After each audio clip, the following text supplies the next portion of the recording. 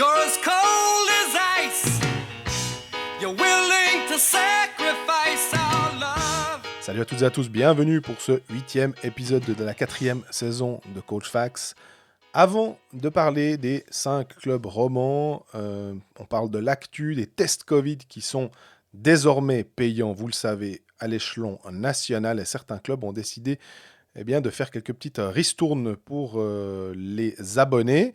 Après, on passe à Bienne, désormais leader à la suite de sa victoire contre Langnau. On enchaîne avec Genève, 8 défaites en 9 matchs. Un prochain déplacement à Fribourg, ça va être très très compliqué pour Genève. Qu'est-ce que Patémon peut changer ? On va essayer de trouver des solutions. En tout cas, on va se poser des questions à propos de Genève, Lausanne, la question de Genadzi, la question de la gestion de Phil Varon, quelques questions à ce propos.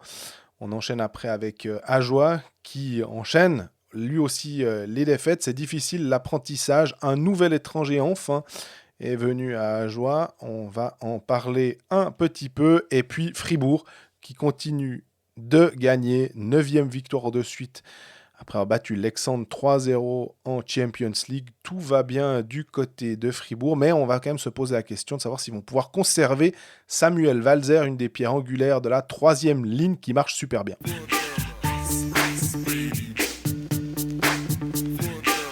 Salut Greg. Salut Jean-Fred, comment ça va ? Je suis chafouin. Qu'est-ce qui se passe ? Il y a des clubs qui font payer des tests Covid, ça m'énerve. On va commencer par ça. C'est le sujet qui te tient à cœur. Ouais, mais je sais pas, je trouve que c'est dans cette période-là maintenant, surtout qu'il y a de plus en plus de gens qui vont vers la vaccination, on offre encore une porte de sortie. Alors tu me diras, il faut payer son billet de match en général. J'ai vu que les premiers à avoir un peu lancé le truc, c'était Langnau et Rapperswil. Rapperswil le fait en partenariat avec une pharmacie. Des tests à 15 balles. Ouais, je sais pas, je trouve que c'est pas rendre service, surtout qu'on impose à ce moment-là aussi gentiment aux joueurs de le faire. Ou en tout cas, on les sollicite. En disant, allez-y, vraiment, c'est ce qu'il y a de mieux pour sortir de ce machin. On voit que si les chiffres baissent, c'est aussi parce qu'on sort de ce machin gentiment, parce qu'il y a de plus en plus de monde qui a fait l'effort. Puis là, on propose toujours un truc, c'est un peu cette espèce de consensus helvétique, de dire oui, mais on veut pas brusquer les sensibilités, puis les libertés de chacun. Puis finalement, on fait des demi-matchs. Ouais, je suis d'accord avec toi. J'ai fait un article, c'était quand mardi, au sujet de la baisse de fréquentation dans les patinoires sur Blick. Et j'ai parlé justement de l'accès aux tests gratuits. Est-ce que les clubs vont faire des efforts dans ce sens-là ? Et j'ai parlé à 2 clubs, c'était Lausanne et Fribourg. Pourquoi ces 2 clubs-là ? Lausanne était le club qui avait la plus forte baisse d'affluence et Fribourg la plus forte hausse. Pas la plus forte à Joie, mais bon, dans les clubs, on va dire historiques, avait la plus forte affluence. Voilà pourquoi j'ai choisi ces 2-là. Et je leur ai posé la question aux 2. Est-ce qu'ils vont proposer des tests moins chers à leurs fans ? À ce moment-là, il y avait seulement Langnau et Rapperswil qui avaient annoncé avoir fait ça. Ensuite, il y a eu d'autres annonces. Bienne et Lugano, c'est juste ? Bienne, Lugano et Genève. Ah oui, Genève. Mercredi matin, Genève a encore emboîté le pas. Et là, au moment où je parle, et à Raphaël Berger et à Chris Wolf, c'était lundi et mardi, les 2 m'ont dit non. Raphaël Berger, il m'a dit très clairement, il m'a dit le mot d'ordre de la Confédération, c'est vaccinez-vous. C'est pas testez-vous tous les 2 jours en trouvant un moyen de payer moins cher, c'est vaccinez-vous. Donc je vois pourquoi on ferait ça, on ferait quelque chose dans l'autre sens pour qui va à l'encontre du mot d'ordre. Et Chris Wolf m'a dit, nous on avait un point de test mobile devant la Vaudoise Arena. Le premier match, il y a eu 250 personnes qui en ont profité, ce qui est quand même pas mal, au passage, 250 personnes. Il a dit petit à petit, c'est arrivé vers 80. Alors après, on en a discuté. Est-ce que ces gens-là est-ce que les matchs avaient lieu le samedi et le vendredi, ils avaient fait leur test pour aller boire un verre en ville et donc ils étaient déjà testés pour le match du samedi et donc ils n'avaient pas besoin, j'en sais rien, et lui non plus ne peut pas le savoir. Mais toujours est-il qu'ils ont renoncé à offrir une facilité d'accès aux tests à leurs supporters en disant c'est pas le chemin qu'on veut suivre. Lausanne est en train de mener une étude actuellement sur pourquoi il y a une baisse de fréquentation dans sa patinoire. C'est quelque chose d'intéressant, je trouve, d'être proactif et de réfléchir à pourquoi il se passe quelque chose plutôt que de juste se lamenter et de dire on a moins de fans. Non, on essaie de comprendre et on va essayer de trouver des raisons pourquoi et donc y remédier. Ça me semble être une bonne chose. Je me réjouis de voir les conclusions de leur étude interne. Mais revenons à la vaccination. Moi, je suis de ton avis, je ne comprends pas cet entêtement à toujours vouloir trouver une porte de sortie. En gros, maintenant, tu as le choix de te faire vacciner ou pas. Et derrière, tu assumes le choix qui est pris et peut-être ça va durer une saison. C'est d'ailleurs une liberté. C'est Tu as une la liberté de choisir. complète. Et là, on veut vraiment pas faire de la politique. Moi, j'ai décidé de me faire vacciner. Je suis bientôt vacciné depuis tellement longtemps que je vais devoir bientôt me faire un rappel de vaccin. Ma foi, c'est mon choix. Et est-ce que je juge ceux qui n'ont pas la même opinion que moi? Peut-être, mais c'est pas le point ici. Le point ici, c'est pourquoi les clubs continuent de trouver des portes de sortie. Et le gain, pour moi, est tellement marginal Ouais. que je trouve que ça ne vaut pas la peine, en fait. En fait, on te dira, ouais, on montre qu'on est à la fois solidaire des normes de la Ligue, finalement, et à la fois on montre que si jamais vous n'êtes pas trop d'accord, en fait, on essaie de ratisser le plus large possible. À un moment, pour moi, tu dois faire un choix. C'est finalement, tu dis, bah voilà, c'est comme ça, on a décidé qu'on mettait en place ce truc, et puis on s'y tient. Et j'aime bien le raisonnement de Fribourg et Lausanne, vraiment là-dessus, plutôt que de commencer à dire... Puis après, c'est une bataille pour dire, nous, on les propose à 15 balles, nous, on les propose à 12, nous, on les propose à 9, nous, on les propose à Nous, 5. on offre une saucisse avec notre test. Exactement. Un test offert, 3 saucisses achetées. Non, mais Non, mais le problème, moi, j'arrive pas à comprendre qu'aucun club, pour le moment, n'ait fait le pas inverse en disant, en fait, on vous offre les tests devant la patinoire contre un vaccin. Venez vous faire vacciner. On a un stand mobile de vaccination, un bus, ou je sais pas comment ils appellent ça, de vaccination. Pour ceux qui auront franchi le pas en notre compagnie, on vous offre le test pour rentrer à la patinoire parce que tu n'as pas directement ton certificat au moment de ta vaccination entre les deux doses. On vous offre la facilité pour entrer, mais on vous aide, on vous aiguille vers la vaccination. Oh, très joli aiguillé. C'est beau, hein. Après, quand on met le doigt sur une jolie phrase, elle perd complètement son impact, mais c'est pas grave. Bah voilà, moi je comprends pas qu'aucun club l'ait fait actuellement. Et je trouverais que ce serait un bon signal de dire, ben voilà, tous nos joueurs sont vaccinés. Tous, on a 100% de vaccination. Et d'ailleurs, nous, on va vous aider à franchir le pas parce qu'on estime que c'est la chose à faire.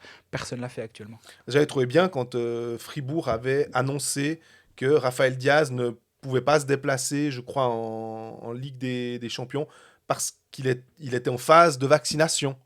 Et du coup, bah voilà, c'est très bien. Il n'y a pas de mauvais, de mauvais signal qui est envoyé avec ça. Au contraire, je trouve que c'est super.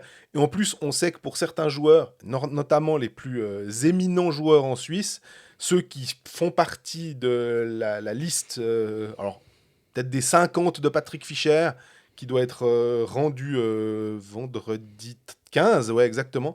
Si vous vous rappelez, on a donc une liste, c'est pas les 20, on ne sait pas encore combien ils seront pour les Jeux Olympiques, mais on peut partir du principe que c'est à peu près le même nombre que pour le championnat du monde. On va dire 25, en gros. Peut-être qu'ils offrent un peu plus à cause du Covid. Encore que maintenant, j'ai l'impression que ce soit compliqué. On voit qu'il y a plus trop de matchs qui sont déplacés, mais voilà. Ces 50 joueurs-là, s'ils veulent aller à Pékin, c'est 3 semaines de quarantaine. Ils ont donné les guidelines pour le truc. Non, tu vas pas passer comme ça. 3 semaines avant, tu es en plein championnat de Suisse, donc non. Donc, en fait, il faut se faire vacciner. Donc là, les gars, ils ont... Plus vraiment le choix. Hein. Voilà. Les gars de NHL, je pense qu'ils sont quasi tous. Voilà. On a vu en NBA, il y a un cas qui polarise toute l'attention, c'est Kyrie Irving des Brooklyn Nets, qui se retrouve finalement, alors pour le coup, vraiment ostracisé, mais ma foi, parce que la ville de New York a décidé de faire comme ça, parce que d'autres villes ont emboîté le pas. Et le mec, il peut même pas jouer dans sa ville. Il pourrait jouer que les matchs à l'extérieur et en plus pas contre les New York Knicks, puisque c'est la même ville, et pas contre les Golden State Warriors, parce qu'à Oakland ou à San Francisco, ils ont décidé de faire pareil. Et que là, finalement, même les Brooklyn Nets ont décidé de l'écarter du truc et il peut même pas accéder au terrain d'entraînement. Ça devient vraiment... Mais il est payé...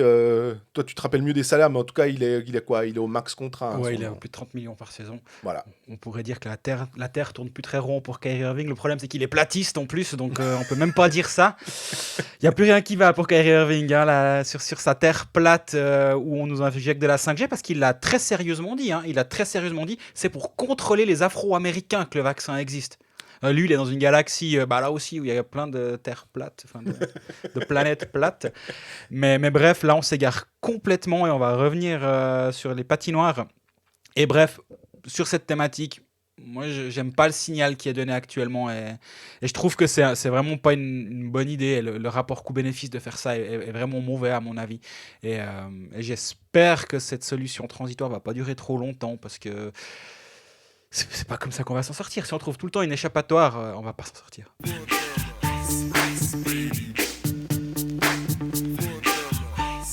Alors revenons sur notre bonne vieille terre ronde et notre championnat avec Bienne, puisque Bienne a... Là, ça tourne rond pour Bienne du coup. Ou alors plus que ça, ouais. Qui a repris la place de leader. Alors on sait qu'ils ont un match de plus, logiquement maintenant que Fribourg, mais en allant gagner à Langnau 4-1, Bienne a montré qu'ils étaient dans un trend favorable où finalement ils arrivent jamais, et je repense à l'interview de Damien Brunner, où ils arrivent jamais dans des creux véritables. En tout cas, en ce moment, en ce début de saison, ok, il y a 2 défaites, mais derrière, voilà, ça revient. Ils perdent 5-1 contre Zurich, on peut se dire, ah ouais, là, voilà un adversaire solide. Derrière, ils arrivent à gagner, ils enchaînent avec une autre victoire. Donc, puis en plus, c'est des derbies malgré tout, même si je pense bien que le match contre Langnau, c'est peut-être pas le match le plus excitant pour les fans biennois. Ça reste quand même qu'il y a une espèce de suprématie cantonale là derrière. Puis surtout, si tu regardes la composition du match Bienne-Zurich, à part la ligne Künzle, Kunti, Brunner, ça maintenant c'est ok. Derrière, tu as Ugly, Froidevaux, Rayala. Froidevaux, centre de la ligne 1B, on va dire. Kohler, Tanner, Kessler. Là, c'est déjà un peu compliqué. Carafa, Schlepfer, Garessu. En face, la 4e ligne de Zurich serait la première ligne de Bienne. C'est dire à quel point c'est normal de le perdre, ce match. En fait, il n'y a aucun problème. La 4e ligne de Zurich, c'est Pedretti, Shepi, Diem. Devant, c'est Sigrist, Kruger, Hollenstein. Ça, c'est les lignes 4 et 3. Hein. Ouais, c'est pas mal. Devant, je te laisse encore ajouter des Rowe, des Azevedo, Andrigetto, Malguin et compagnie. Bref, non, c'est complètement normal de le perdre. Par contre, le lendemain, tu vas jouer à Berne avec le retour de Gaëtan Haas. Ça rééquilibre déjà un tout petit peu les choses. Ça, ton puzzle, il se met un peu plus en place, disons, avec une première ligne où tu as Gaëtan Haas qui est avec Rayala Ugly. Là, c'est OK. Ah, elle est jolie, cette Brunner, première ligne. Kunti, Künzle, là, on est toujours bien. Froidevaux retrouve sa place en 4e ligne avec Carafa et Schlepfer. Et là, du coup, quand tu as un vétéran avec les 2 jeunes sur les côtés, c'est un tout petit peu plus simple de jouer parce qu'il apporte ça, justement, Étienne Froidevaux. Et là, tu rajouteras encore dans pas trop longtemps Fabio Hoffer qui devrait quand même revenir. Ouais. Et petit à petit, Luca Ischier va et revenir. Jere Salinen. C'est vrai que finalement, la 3e ligne, quand tu fais bêtement l'énonciation de tous ces noms, bah, tu vois que tu as une 3e ligne qui tient clairement la route. Ça pourrait presque être la 2e ligne. Après, on s'en fiche. Tu as tes 3 lignes Absolument. offensives. La Kunti, Künzle, Brunner, tu la mets où tu veux. C'est pas grave. Tu as 3 lignes percutantes. Exactement, et c'est tout bête, hein, mais de se dire tu rajoutes la pièce Gaëtan Haas tout en haut de la pyramide, au centre de ta première ligne, puis derrière tout se met en place en fait. Et comme tu dis, Salinen manque, je l'avais complètement oublié, Salinen, Mais pareil, il était crucial au début de saison du HC Bienne, parce qu'il marquait vraiment plein de buts, et puis il était précieux dans le jeu. Mais malgré ça, ils ont fait leur point. Leuf était absent à Berne, mais j'avais lu comme quoi il était peut-être absent un petit moment, puis là il était de retour contre Langnau, donc bon. Derrière tout va bien, hein, la défense biennoise elle tient la route, Van Pottelberg il tient la route. Et là, on a une équipe biennoise qui est vraiment solide, qui fait son match, qui doit aller à Langnau, qui va à Langnau faire un gros match, un match solide. Ils n'ont pas tremblé, ils mènent 2-0 après un tiers, ils mènent 4-0. Après, c'est bon, tu peux rentrer à la maison, 4-0 à la mi-match. Ils ont géré la fin de match, ils ont juste perdu le blanchissage à la 47e. Mais ces 3 points, c'est de nouveau la place de leader. Et en fait, c'est ça, c'est comme on dit chaque année, c'est t'as fait tes points au début, derrière, maintenant, c'est dur de redescendre. Parce qu'en fait, chaque fois, une petite victoire qui tient à ton 1,5 point par match. Et là, en l'occurrence, ça fait 5 points sur les 2 derniers matchs avec la victoire au penalty. 5 points en 3 matchs. T'es de nouveau plus ou moins par là. Ça tient, hein. Ils vont rester en haut un bon bout de temps, tant qu'il n'y a pas de gros passage à vide. Et avec cette équipe-là, moi, je vois pas comment c'est possible qu'il y ait un gros passage à vide. Ce que j'ai bien aimé avec le retour de Gaëtan Haas, c'est finalement, au-delà de l'impact de la colonne vertébrale de Bienne, c'est que j'ai l'impression que ça a redonné un peu de vie à Tony Rayala. Oui. Et c'est terrible de dire ça parce que quand j'écrivais le texte hier soir, alors c'était pas un immense texte, mais Rayala, il avait 2 goals, 11 assists. Donc on est quand même sur plus d'un point par match, ou quasi un point par match. Oui. Mais on avait plutôt l'impression, enfin on a plutôt l'habitude d'avoir Rayala dans l'autre sens. Alors je dis peut-être pas 11 goals, 2 assists, c'était du Nettinen début de saison d'Ambry la saison passée, mais quand même, gros buteur. Et puis là, on a retrouvé le Rayala qui score. Et c'est drôle parce que le premier but, le puck, il est sur la tranche. Donc il envoie un tir, il part sec, mais pas aussi fort qu'on pourrait s'attendre sur un one-timer parce qu'il le bloque et il décoche. Mais il part très très précisément dans la lucarne. En plus, je crois qu'il y a Gaëtan Haas qui est là pour si jamais dévier, gêner le gardien et tout. Donc vraiment, ils font bien leur boulot. Et puis le deuxième, des poignets, où tu le laisses... Alors forcément, si tu lui laisses le temps de se mettre en place, il a patrouillé vers la ligne bleue, il a un peu rentré à l'intérieur et il a décoché. Puis ça part vite. Et du coup, quand Rayala est dans cet état de forme-là, ça enlève bien des soucis à Bienne. On a encore Damien Brunner qui réussit à marquer un penalty d'une grande propreté. Mhm. Ugly en powerplay Il marque ses buts. Hein. qui marque ses buts. Du coup, on a les buteurs, c'est Brunner, Rayala, Ugly. Que demander de plus? C'est exactement ce pourquoi tu les veux, ces joueurs-là. Ça, c'est des sorts où les planètes plates toujours s'alignent. C'est vraiment extrêmement positif parce que t'as pas besoin d'aller chercher du secondary scoring. Exactement, ouais, non, c'est ce qui manque à d'autres équipes. D'ailleurs, Bienne peut avoir cette arme-là, d'avoir 3 lignes qui peuvent marquer des buts, et ça change tout. Puis du coup, ce secondary scoring, comme tu dis, va être utile à Bienne, qui fait un tour aux Ours ce week-end, accueille les Lions de Lausanne avant d'aller chez les Lions de Zurich. Voilà, c'est une superbe transition, n'est-ce pas? Non, ça fait un gros week-end pour Bienne. Et Zurich, ouais, d'accord. Après Lausanne, ça fait franchement un gros week-end. j'arrive pas à prendre Lausanne à la légère, tu vois. Non, surtout que après le match contre Fribourg, et puis il y aura encore eu le match de Ligue des Champions, mais qui compte pour beurre. Du coup, on ne sait pas trop comment. Mais ça, on en reparlera quand on sera sur Lausanne. Faudra quand même se les coltiner, les Lausannois. D'accord, mais avec Bienne, je trouve que... Est-ce qu'ils sont pas un peu dans le même moule que Gauthieron en ce moment? C'est dans l'état d'esprit où ça va bien. Oui, il y a 2-3 petites défaites, contrairement à Fribourg en ce moment, mais je trouve qu'ils peuvent à peu près jouer contre tout le monde sans trop craindre, finalement. Non, je suis d'accord avec toi. Défensivement, on l'a dit avant, ça tient la route et offensivement, les gens reviennent petit à petit. Donc, oui, Bienne doit craindre personne. En même temps, Bienne est leader. Donc, en tant que leader, tu commences à pouvoir craindre. Tu dois pas craindre vraiment grand monde. 14 matchs, 30 points. Franchement, c'est ultra solide ce que nous propose Bienne. Et c'est le plein de confiance. Donc, moi, surtout, ce qui m'a impressionné, c'est d'avoir passé outre toutes les blessures de ces derniers temps assez sereinement. Oui, ils ont été moins bons, mais en même temps, ils n'allaient pas gagner 52 matchs cette saison, donc forcément, il y aurait quelques défaites, et ça va être la même chose pour ce qu'on va dire concernant Fribourg-Gotteron dans pas très longtemps. Forcément, tôt ou tard, tu vas commencer à en perdre des matchs peut-être même où tu aurais mérité de gagner, ou bref. Mais Bienne a un bon fond de jeu, a une structure en place, a un coach qui sait faire jouer tout le monde à son niveau et à trouver un rôle pour tout le monde.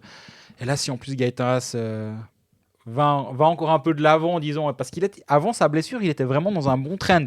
Pas au niveau des points, forcément, mais tu sentais qu'il était gentiment en train de se mettre en jambes. On oublie qu'en engageant Gaëtan Haas, Bienne a presque un 6e étranger.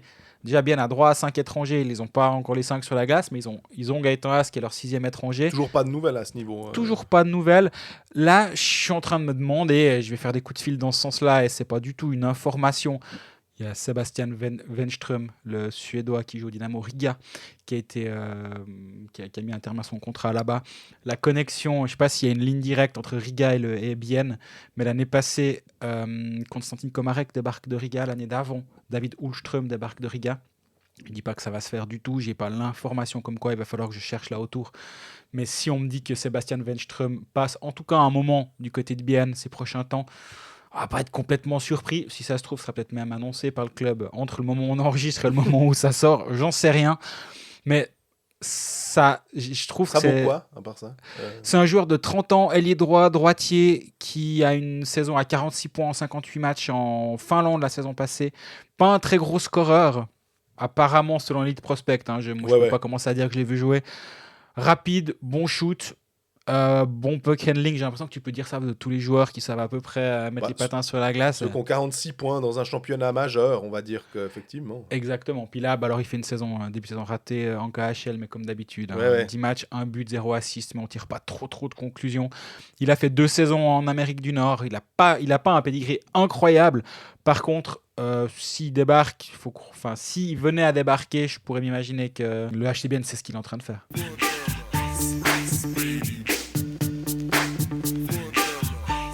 On passe à Genève, après Bienne, où Genève, c'est compliqué. C'est moins qu'on puisse dire. C'est 4 défaites de suite. Et ces 4 défaites de suite qui viennent après une victoire au penalty à Ajoie. On va dire que c'est pas le genre de victoire qui peuvent te remettre forcément vachement d'aplomb. Et cette victoire à Porrentruy faisait suite à 4 défaites. Mhm. Donc, en gros, c'est 8 défaites en 9 matchs. Il faut voir un peu l'image de manière un peu plus large que simplement regarder par le petit bout, le petit trou de la lorgnette, puis dire, le petit trou de la serrure, pardon, et puis de regarder, puis de dire, ah ouais, mais il y a quand même eu une victoire. Ouais, mais voir quelle qualité de victoire, on va dire, et sans rien enlever aux Ajoulots, bien sûr. Mais là, il y a eu ce fameux 10-4 contre Ambry, après la défaite contre Davos. Et puis là, on vient encore avec une défaite contre Rapperswil, des matchs, mine de rien. Je ne sais pas si c'est des matchs qui servent à te relancer, mais disons que historiquement, on va dire, et connaissant un tout petit peu le championnat de Suisse, c'est quand même plus jouable des matchs contre, malgré tout, à domicile en plus, contre Ambry, contre Davos, ou même à l'extérieur contre Rapperswil, que si tout d'un coup tu dois te taper Zurich, Zug, ou même un Gotteron en pleine bourre, comme ça va être le cas vendredi. Ouais, alors à la décharge de Genève concernant cette défaite à Rapperswil, il faut quand même préciser que Rapperswil a perdu son dernier match, mais ils étaient sur 6 victoires en 7 matchs avant de jouer Genève. Donc c'est aussi une équipe qui est en pleine confiance, qui joue bien, qui a un Roman Chervenka qui est brillant en ce moment, Egenberger, même si moi j'ai plein de questions concernant ce joueur, bah là il me donne plein de réponses en fait depuis le début de saison. Donc il y a pas franchement de honte à aller perdre à Rapperswil. Le problème c'est que, comme tu viens de le dire, c'est la 4e défaite de suite, c'est la 8e en 9. Donc il n'y a pas de honte du tout. Mais bon, il y a quand même gentiment un petit peu, je ne sais pas si on peut dire qu'il y a le feu ou pas, mais ça devient vraiment compliqué. Si on fait le point maintenant, c'est 12 matchs, 9 points pour Genève. Et la place qualificative directe, donc le top 6, est déjà à 7 points. Ouais. À 10 points, pardon. Rapperswil est à 19 points. Et revenir de 10 points, alors tu me diras une petite série de 5 victoires, et puis on est déjà un bon bout hors de la zone compliquée. Mais là, c'est un peu le dernier moment. Après 12 matchs, tu as fait 20% de ton championnat. Alors, ces temps, Genève joue peu, et je crois que c'est pas une mauvaise chose pour eux, parce que normalement, il devrait y avoir des retours assez rapidement. On me dit que Rod ne devrait pas rejouer ce week-end encore. Et donc, forcément, ça va pas les aider. Bon, alors je pense que ça rassure Fribourg, parce qu'à mon avis, ils tremblaient en se disant la dernière fois que Rod a fait un retour contre Fribourg, on sait comment ça s'est passé, ils n'ont plus gagné un match de la saison. Donc ça, c'est une très bonne chose pour Fribourg. Par contre, tu repars avec le même line-up, tu repars avec ton Vuyamo sur la première ligne, avec Patry sur la 3e ligne, avec Jerry Semoy. Et là, on parlait justement du puzzle biennois en rajoutant une pièce quelque part que tout se met gentiment en place derrière. Ben là, il n'y a pas ça. Il n'y a rien qui se met en place derrière. Tu continues avec ton Mike Fulmin à l'attaque. Tu dois encore faire un peu du bricolage. Et moi, en même temps, j'ai pas l'impression... oui, ils ont quelques blessés, Genève, c'est sûr. Mais c'est pas non plus... ils doivent pas partir en minibus jouer un match. En attaque, tu as quand même Moy, Miranda, Juris, Vermin, Filppula, Winnick. C'est quand même une alignée de joueurs qui sont capables de jouer dans cette ligue. Complètement. Après, tu rajoutes une 3e ligne où tu as un Elliot Berton, 4e ligne où tu as un Elliot Berton qui fait complètement le job à cet endroit-là. Denis Smirnov, c'est un joueur qui est rompu à l'exercice de la National League. Ils partent pas avec les juniors. Puis derrière, quand tu as Temernes, Vatanen, alors oui, il revient de blessure, Lecoultre, Carrère, même situation, Maurer, Jacques Mess, Mons, ils ont une équipe qui tient clairement la route. Et au but, ils ont le MVP, le meilleur gardien de la saison dernière, Gauthier Desclous. Donc, surtout, moi je pense que le problème, c'est cette lignée de défaite, mais il y a des petites excuses, mais des circonstances atténuantes, on va dire. Mais Bien a aussi été touché par les blessures, et on l'a dit dans les derniers épisodes, quand ils avaient une colonne vertébrale avec Garessius, Carafa, Elvis Schlepfer, et il y avait le pauvre Étienne Froidevaux qui devenait centre de première ligne, mais ils gagnaient leur match quand même au bout d'un moment. Pas tous, mais en tout cas, ils arrivaient à faire quelque chose. Alors, on a une question aussi de Fred Elbling, qui est assez intéressante parce qu'elle va avec ce que tu disais avant, notamment quand tu as cité Vuyamo. Est-ce que c'est rendre service à Vuyamo que de le mettre avec Winnick et Phil Poula? Et puis, il se demande si Miranda, finalement, à la place de Vuyamo, ce serait pas une solution. Alors, j'aime bien l'idée. Je trouve que... Je sais pas si ils sont complémentaires dans l'absolu, mais l'idée de mettre un Miranda qui a quand même un pédigré un peu plus grand, ma foi, on peut pas dire que Vuyamo a pas eu sa chance en tant que jeune. Moi, alors, si c'était après 2 matchs, puis on dit « Ah non, finalement, ça va pas », et puis on le sort, tu te dis « Ah, laisse-lui la chance ». Là, je pense que Mathieu Vuyamo ne peut pas dire « Oh, le coach ne m'a pas donné la possibilité de le faire ». Pour l'instant, il n'a pas réussi, il n'a pas eu le déclic alors qu'il joue avec ces 2 joueurs étrangers. Bah, peut-être d'avoir une ligne encore plus forte. Après, on se dira, est-ce que c'est vraiment la solution d'essayer de renforcer une ligne qui va déjà finalement pas si mal au niveau comptable? C'est que Winnick et Phil Poula marquent leurs points. Alors peut-être plus en powerplay ou... Je sais pas. Alors j'aime bien cette idée, effectivement, déjà, parce que Miranda, bon, il me déçoit un peu depuis le début de saison. On après la semaine passée, c'est un des joueurs qui pourrait justement un peu sortir la tête de l'eau quand le club a besoin. Comme Vermin, d'ailleurs. Bah, je voulais y venir.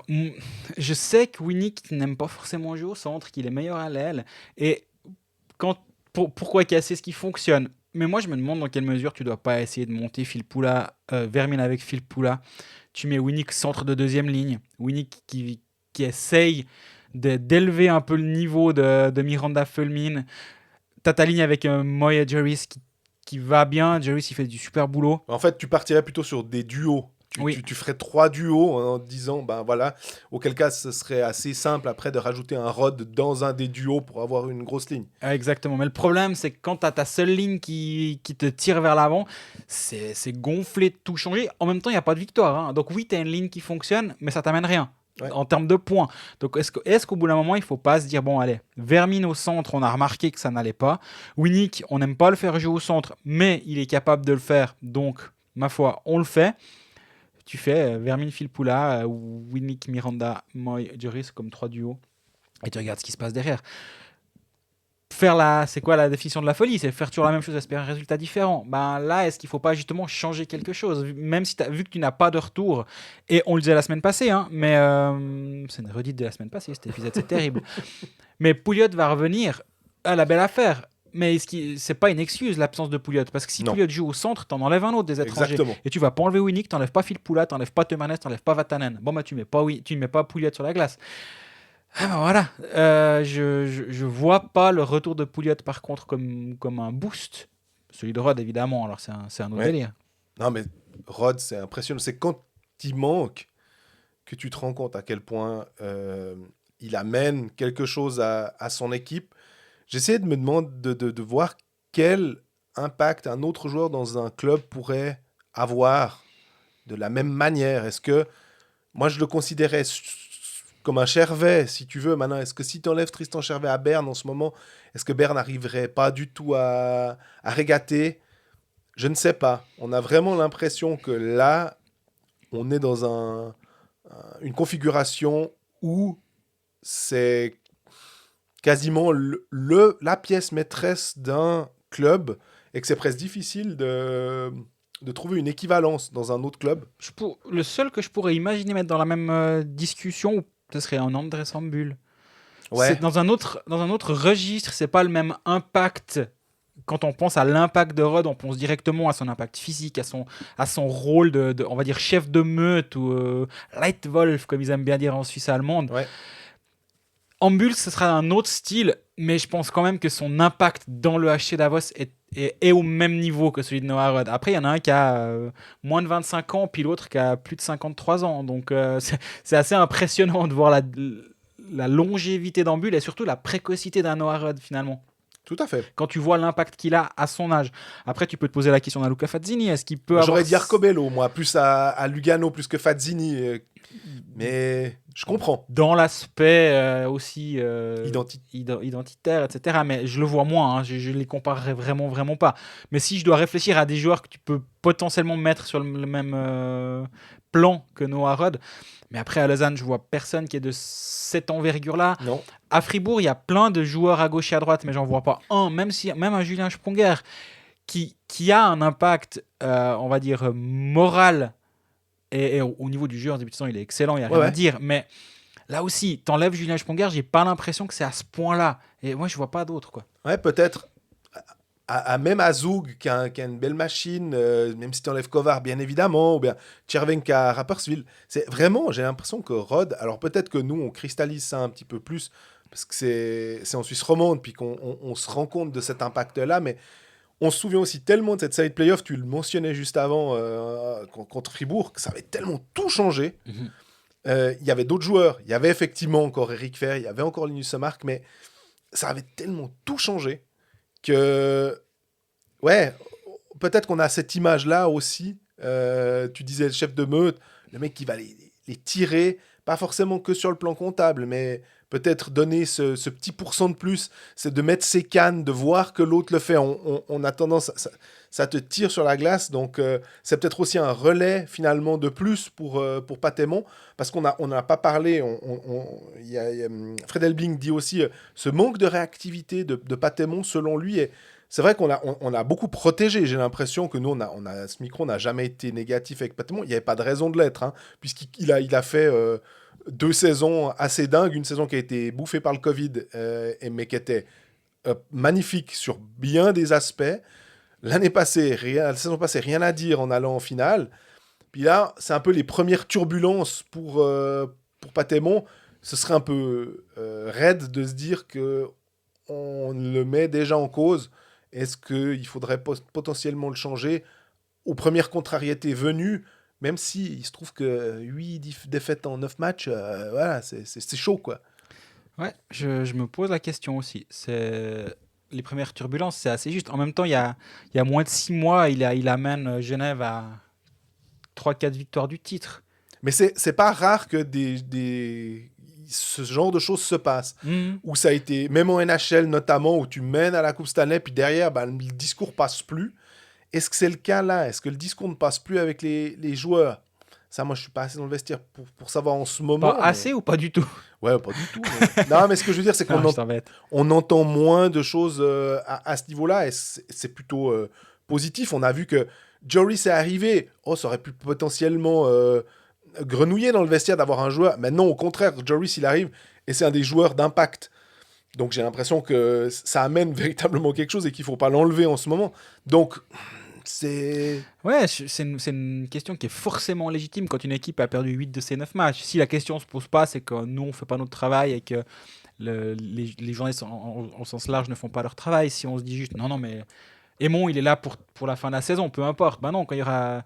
S'il y a encore 3-4 défaites de suite, à quel moment tu tires la prise? Et est-ce que c'est prévu de tirer la prise, ou est-ce qu'ils se disent, non mais attends, on laisse les gens revenir de blessures, on laisse Carrère Lecoultre se mettre dans le bain, mais en même temps, on va encore le dire pendant un mois. Ouais, au bout d'un moment, il va falloir que ça soit plus une excuse non plus. Rod revient, et puis là, au bout d'un moment, il va falloir que les résultats viennent, et assez vite, sinon la pression elle va être grande. Patrick Aimon était là avant Marc Gauci.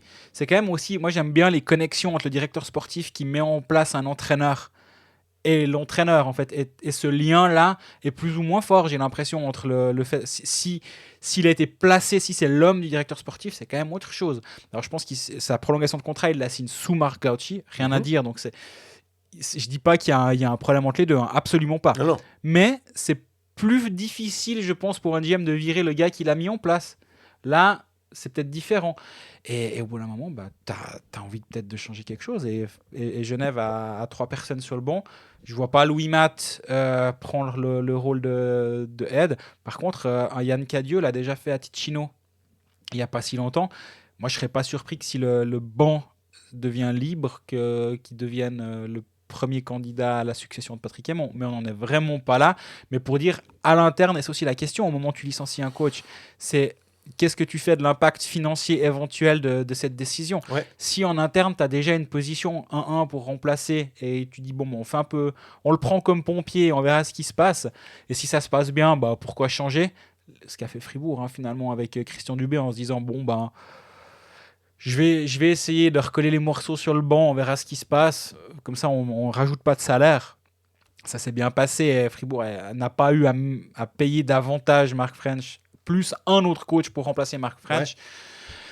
Ça peut aussi simplifier la solution, enfin la situation et peut-être la prise de décision si en interne, tu as une solution qui ne te coûte pas trop cher. Mais cette solution-là, en fait, on ne peut pas la brandir comme étant la solution miracle, ce qui a marché à Fribourg. Ah non, non. Bah, voilà, on a vu que Martin Steinegger, à un moment, était venu, mais il s'était tout de suite retiré aussi. Donc, il avait su, malgré une belle série de victoires... Il avait fait, je crois, 6 victoires. Ouais, après, il avait perdu le 7e, puis il a dit, ah bah voilà, il faut que j'arrête ce faire. Du coup, c'était vraiment un super bilan, mais... Pour lui, c'était pas tenable. Donc, je me pose vraiment la question parce qu'en plus, ce qui est difficile avec Patrick Aymon, c'est que s'il avait été mis là sans aucune connexion avec Genève, mais c'est il est là depuis tellement longtemps qu'il était là dans le mouvement junior. Donc vraiment, c'est presque un jeune, enfin c'est un jeune voix. Donc j'ai l'impression que ça rend le côté plus difficile encore, cette décision encore plus difficile à prendre si tant est qu'elle devait être prise. Parce qu'il y a tout un historique avec. C'est juste. Et que c'est pas simplement quelqu'un qui a été amené il y a 2-3 ans, puis on peut dire, ouais, bon, bah, ma foi, il faut bien que ça parte. Non, il y a des accointances qui sont beaucoup plus grandes. Mais son bilan comptable actuellement, c'est 12 matchs, 31 buts marqués, 50 buts encaissés. C'est la pire défense de la Ligue avec plus de 4 buts encaissés par match. La question aussi de Fred Elbling, une troisième, c'était est-ce que ça n'a pas grillé Charlin ?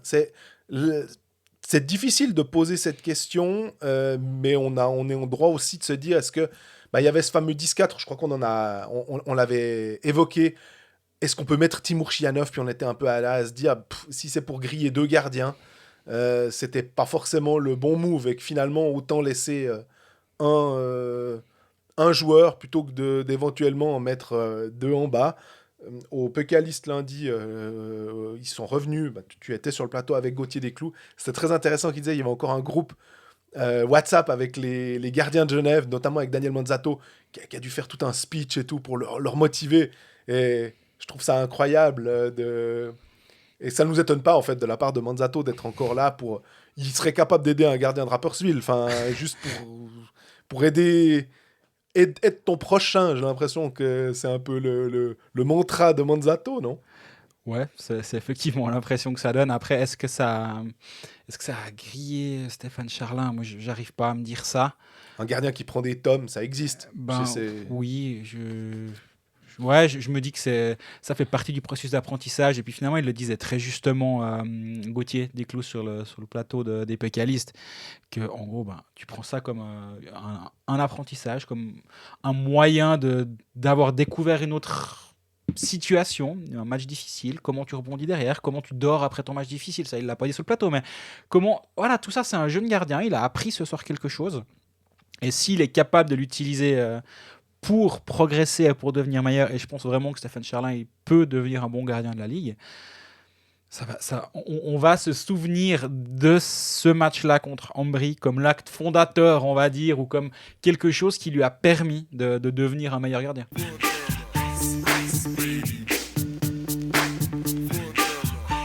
On reste au bord du Léman, on passe à Lausanne, qui, vous verrez, après cet épisode, si vous l'écoutez lors de sa sortie à 17h, jouera en Champions League à Mannheim pour un match pour Beurre, en gros. Avant cela, il y avait des matchs pas pour Beurre, et il y a eu un match assez important contre Fribourg. C'était samedi dernier, c'était le dernier match de championnat.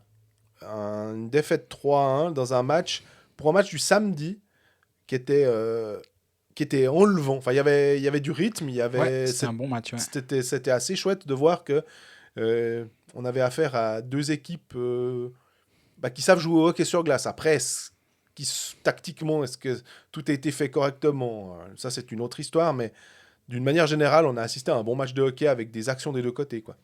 Je suis d'accord avec toi, c'était très bien. Et avant de partir sur ça, moi j'ai une question qui m'a été posée directement par Thomas Chris sur Facebook. Je vous la lis. Question pour Greg. Comment Blick choisit quels articles sont traduits en français? Un article vient de sortir dans la version allemande parlant de traite d'humains au Lausanne HC, mais pas de traces de cet article dans la version francophone. Est-ce que c'est pour ne pas heurter les sensibilités et risquer de se mettre certains lecteurs romans à dos, ou existe-t-il une autre raison? Je suis pas là pour faire la propagande de Blick, mais par contre, je trouve qu'elle est intéressante pour juste expliquer comment ça se passe, comment nous travaillons. Donc, en fait, la rédaction francophone de Blick a une indépendance totale sur son contenu par rapport à la rédaction alémanique et fait ce qui lui plaît des contenus alémaniques. Je donne un exemple très concret ces derniers jours. Blick alémanique a eu Sven Berchi à l'interview, a eu Grégory Hoffman à l'interview. Ça, je les ai traduits. C'est moi qui fais les traductions, donc s'il y a des petites erreurs, c'est ma faute complète. Mais c'est moi qui l'ai repris. C'était un article une fois signé Nicole Vandenbroek et une fois signé Stéphane Roth. Donc ça, j'estimais que c'était digne d'intérêt pour le public roman, et c'est pas parce que c'est fait par le Blick alémanique que je ne le prends pas. La semaine passée, il y a eu Comment Raphaël Diaz a transformé Fribourg-Gotteron par Stéphane Roth aussi, sauf erreur. Là aussi, ça a été traduit parce qu'un article sur Fribourg-Gotteron, ça aurait pu être moi qui l'aurais écrit, sûrement différemment, avec peut-être d'autres angles, d'autres interlocuteurs, d'autres choses, mais le travail est fait et il est là, et je trouve que c'est intéressant de le traduire aussi parce qu'on est une petite équipe en Suisse romande, donc on prend ce qu'on estime être les choses dignes d'intérêt. Par contre, pour tout ce qui est l'aspect éditorial et l'aspect prise de position, ce qui est le cas de l'article qui est mentionné par Thomas dans cette question, c'est une prise de position d'un journaliste, et là, vu qu'on a une indépendance totale, j'estime que si j'ai des prises de position à faire sur le hockey sur glace, c'est moi qui vais les faire, qui m'occupe du hockey en Suisse romande, parce que c'est une autre tonalité éditoriale. Et d'ailleurs, sur Lausanne HC, j'avais fait un commentaire lorsque Christophe Berchi avait annoncé quitter Lausanne à la fin de la saison pour aller à Fribourg, où j'avais remis en question Peter Svoboda, et ça n'a pas été repris du côté de Zurich. Là, c'est vraiment une indépendance totale. Après, si j'estime qu'un commentaire va dans notre couverture romande, mais qui vient de Dino Kessler ou de Stéphane Roth ou peu importe de qui, ou de Nicole Vandenbroek, c'est égal de qui, je vais le prendre. Mais ça, c'est pas ce qui rentrera dans notre ligne éditoriale. Là, ce texte-là, j'estime que s'il faut parler de Joël Genadzi, du cas Joël Genadzi et du Lausanne HC, j'ai pas besoin de traduire la version zurichoise sur une prise de position éditoriale. C'est pas une question de heurter ou non la sensibilité des lecteurs, c'est juste une question de ligne éditoriale et de... Traite d'humain, à part ça, c'est quand même... Ouais, Menschhandel, ouais, c'est ça, c'est vraiment du... C'est assez fort, hein. On parle quand même de personnes qui sont payées. Il n'y a pas de problème de salaire non plus. Ah non. Si on commence à comparer avec je sais pas moi, l'esclavage, justement, hein, par exemple, traite d'humain, je trouve que là, on franchit... Alors moi, j'aimerais bien être dans ce trafic d'humains, si vraiment, parce que je pense que les joueurs qui sont... traités, disons. Ouais. Ils sont bien traités financièrement, mais après, c'est pas facile. Bref. Bien sûr, mais ce mot-là, voilà, pour donner un exemple, et on va pas parler tout l'épisode de Blick, mais je trouve que c'est intéressant comme problématique ou comme thématique.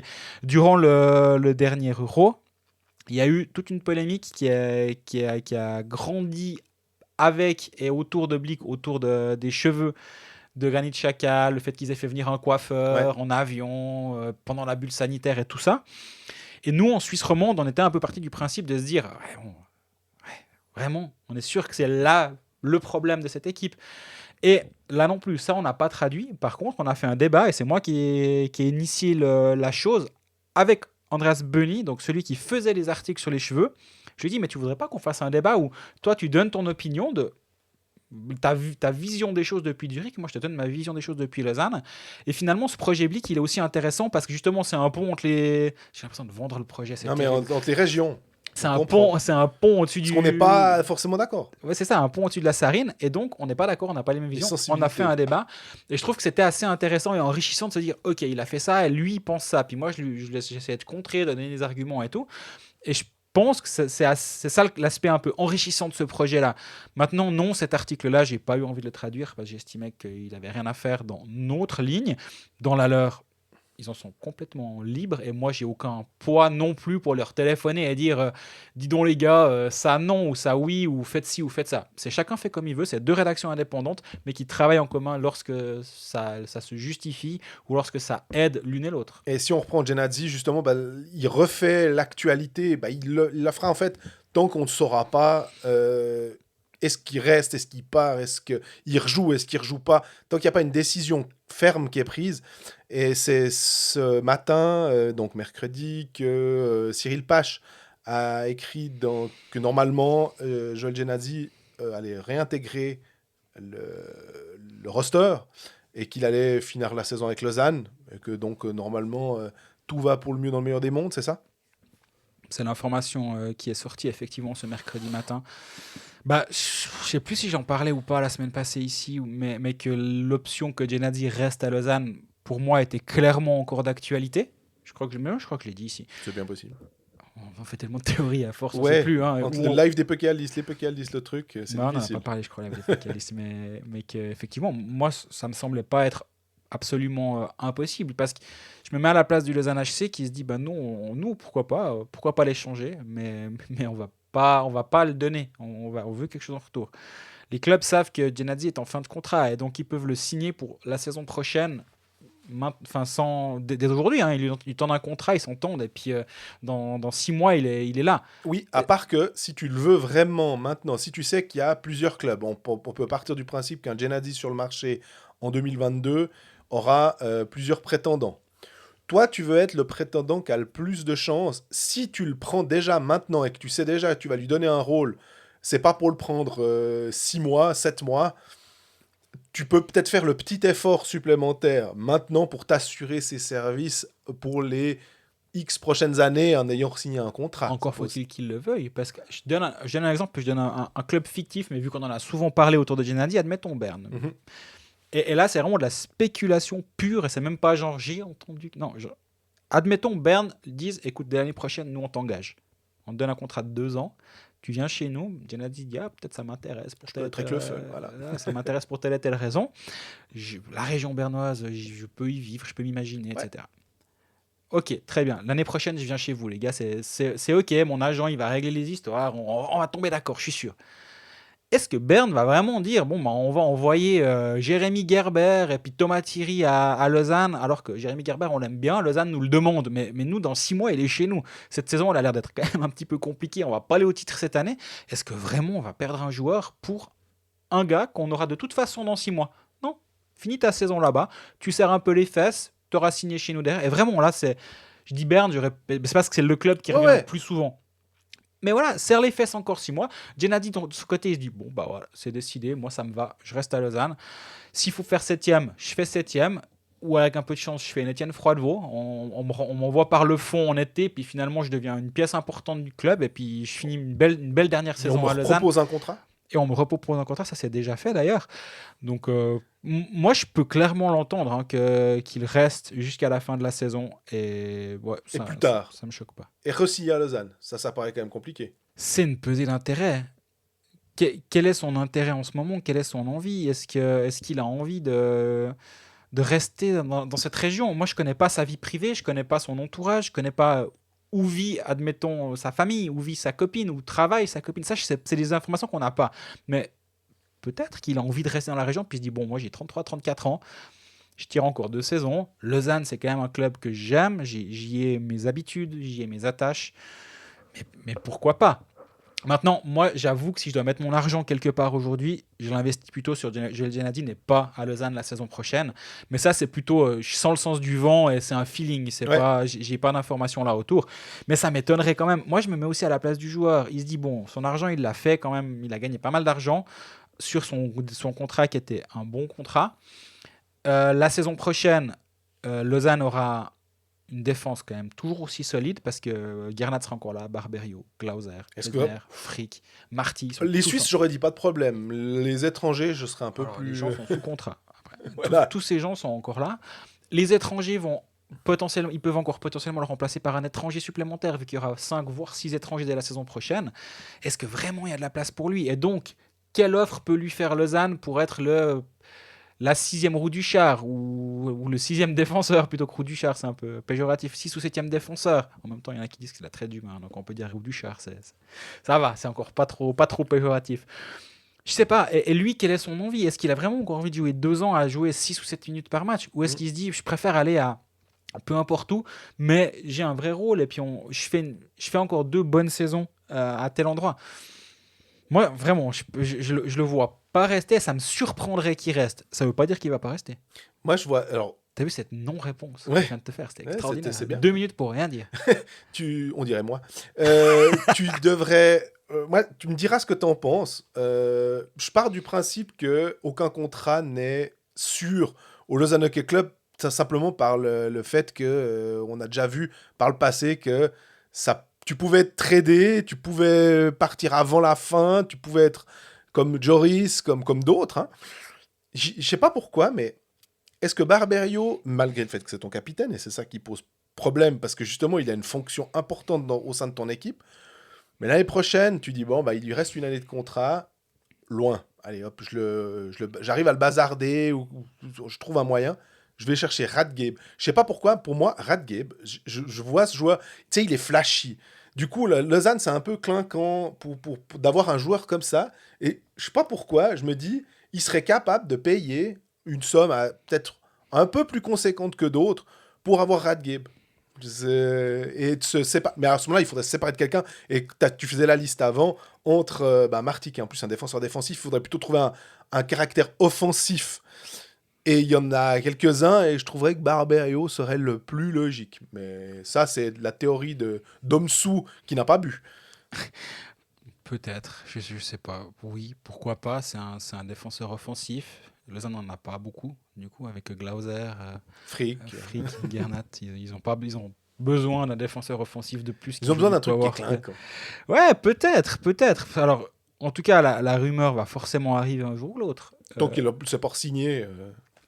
Maintenant, pourquoi pas. Maintenant, Yannick Radgeb, il fait une bonne saison à Bienne. Il joue dans... Là, actuellement, je me mets aussi à la place de Yannick Radgeb. Est-ce qu'on en parle à Bienne? Mais non. Les Biennois, ils ont qu'à écouter la partie sur le Exactement.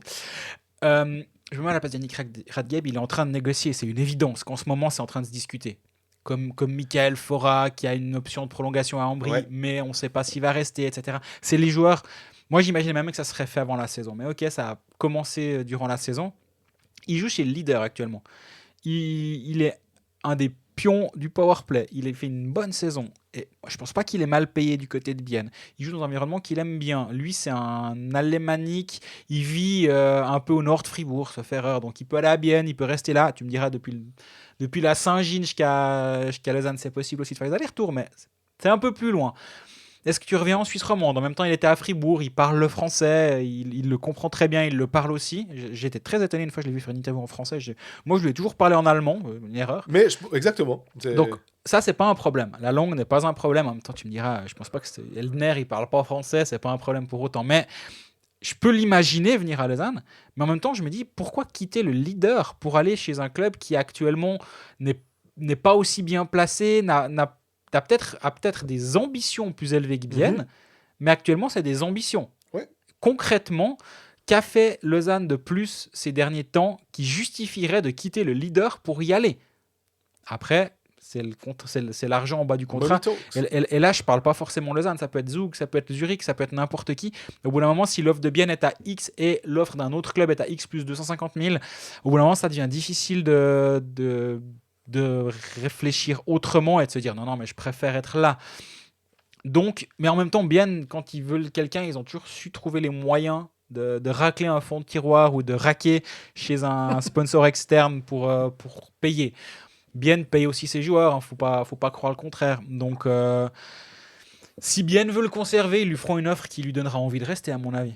On a encore des questions de Tom Maillot, et on finira Lausanne là-dessus. La gestion de Varonne. Scouting, est-ce que c'est un problème de scouting, d'acclimatation, d'équipe? Est-ce que c'est la faute, t'as pas de chance? Il évoque plein de pistes qui sont complètement recevables. C'est d'ailleurs assez difficile. On en avait parlé aussi il y a un épisode précédent. On disait ces joueurs de AHL, on donnait l'exemple d'Andrew Miller à Fribourg, où t'as des super stats, t'as un pédigré, mais ça clique pas. Et à contrario, t'as des fois pas forcément un pédigré exceptionnel, mais ça matche bien avec l'équipe dans laquelle tu vas. Et là, Varonne, finalement, ouais, on a l'impression que ça reste. Tu parlais de Roux Duchard, bah, lui, c'est aussi un peu chaque fois le cinquième. Dans la mesure où les deux défenseurs étrangers sont des choses tout ou moins sûr, et que Emerton finalement s'impose de lui-même et que ces catchs, on sent qu'il aime bien, puis que Lausanne n'a peut-être pas ce profil-là, alors que le seul profil qui potentiellement peut être redondant, c'est peut-être Varone, et il a rien fait, son goal à Lugano n'a pas été assez impactant finalement pour que ça Ouais. puisse faire changer John Puis il Foust. a un contrat que d'une année. Et en plus, Ça, pour moi, c'est l'argument majeur contre Phil Varone du côté de Lausanne. C'est que déjà, quand tu as un contrat à long terme, tu n'es pas forcément sûr. Je prends l'exemple de Cory Conacher l'année passée qui avait un contrat de 3 ans et qui est parti au bout de 6 mois. Après, ils ont trouvé quelqu'un pour le reprendre. Tout le monde était content. Il n'y a rien à critiquer. Là, tu as un contrat qui court encore pour 6 mois.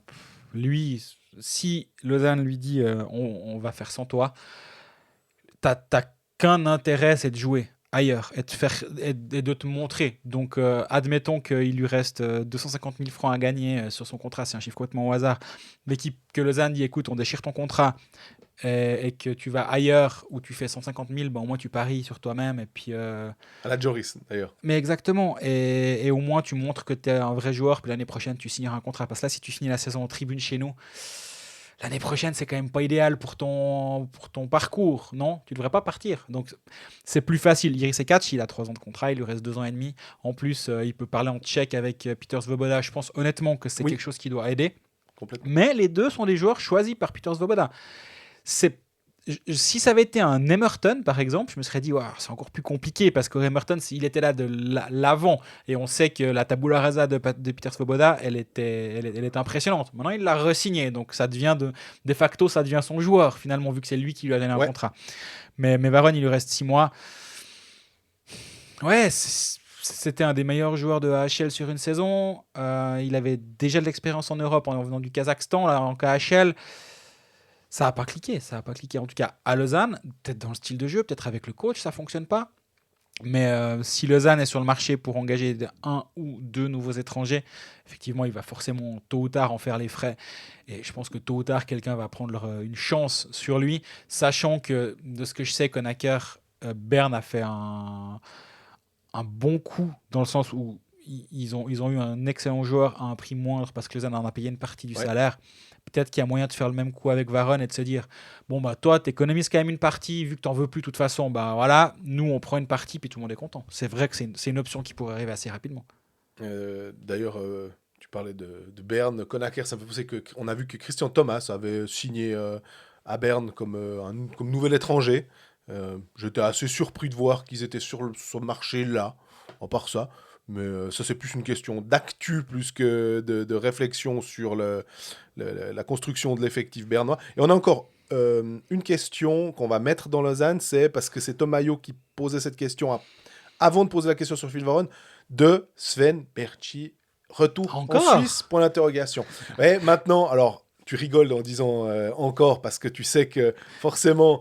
Tu mentionnais avant qu'il y avait une interview via Blick Alémanique que vous aviez traduit, que Berchi avait été recalé, on n'était pas surpris, que les Golden Knights ne l'ont pas conservé dans le roster pour commencer la saison, et que maintenant, bah voilà, c'est la case AHL, à Henderson, qui est dans la banlieue de Vegas. Est-ce que tu as franchement envie de rester? On sait que lui, il a une grosse attache aux États-Unis. C'est un petit peu comme Sbiza. Ça pourra potentiellement être la même chose avec Yossi, parce que sa femme est américaine. Donc, tu construis ta vie là-bas. Ça devient difficile de dire « Oh, il n'y a qu'à rentrer en Suisse. » Je te donne un contre-exemple, Yannick Weber. Oui. Qui est marié à la sœur de Carey Price. Et qui est quand même revenu en Suisse. Ouais. Donc, le contre-exemple existe aussi. Est-ce qu'ils vont rester très longtemps? Après, c'est à Zurich, c'est pas non plus... j'allais dire la campagne, hein, mais est-ce qu'ils vont rester jusqu'au bout et vivre après en Suisse? C'est une autre question. Sven Berchi, en plus, il était là à dire mais moi... lui, pour le coup, c'est un peu comme Yannick Weber. Il veut aller jusqu'au bout de la NHL en se disant bah voilà, j'aurais tout fait pour... Et puis, mais c'est plus compliqué vis-à-vis de son compte. Il y a 2 choses, à mon avis. Quand il signe à Las Vegas, il sait pertinemment que c'est pas le choix numéro 1 pour jouer en première ligne avec un prétendant à la coupe. Il le sait complètement. Il signe là-bas. Pourquoi? Parce que le club ferme, il n'est pas à 7000 km, il n'est pas à Uticat puis Vancouver où il doit se tirer dans l'Utah, sauf erreur, alors qu'il était à Vancouver. Là, il est à Henderson, donc il est à quelques kilomètres de son lieu. Donc il vit au même endroit, sa famille vit au même endroit. Tout est optimal dans cette Ouais. signature le concernant. Et il savait qu'il irait en AHL. À mon avis, ça change rien. Peut-être que dans 3 jours, il aura signé à Zug et puis on aura tous l'air malins. Mais La connexion Reto-Clé, ça c'est... toujours. Faut tout le temps regarder. Reto Clay était son mentor du côté de Langenthal. Il était son témoin de mariage récemment. Il y a plein Après, tu te dis, est-ce que Zug a besoin de Sven Berchi? Après, tu me diras, n'importe quelle équipe aurait besoin de Sven Berchi. Absolument. Mais je dis pas qu'il va venir à Zug. Par contre, je pense que ce qui se passe actuellement, et au moment où il le signe, il sait pertinemment qu'il sera à Henderson et puis qu'il ne sera pas à Las Vegas. Par contre, il sait que c'est un joueur qui a près de 300 matchs de NHL. Il est capable de jouer dans la ligue. Ses dirigeants le savent. C'est un gars qui peut arriver et qui peut remplir un rôle. C'est pas un jeune de 21 ans à qui tu dois dire ah ouais, s'il va arriver en NHL, comment ça va se passer. Il a 29. Hein. Non, lui, il sait.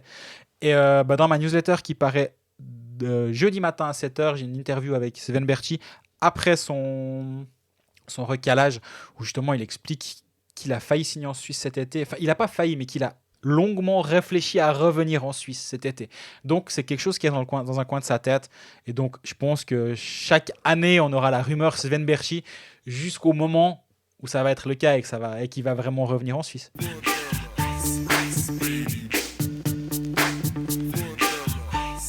On part au nord du pays, à Porrentruy, où Ajoie continue son expérience, apprentissage. Voilà, son apprentissage. C'est plus juste que l'expérience de la National League avec il y a deux défaites sur les 2 derniers matchs. Un 4-1 à Fribourg, où ils ont pourtant ouvert le score, mais où ils se faisaient méchamment dominer quand ils marquent le goal, quand Thibaut Frossard ouvre la marque.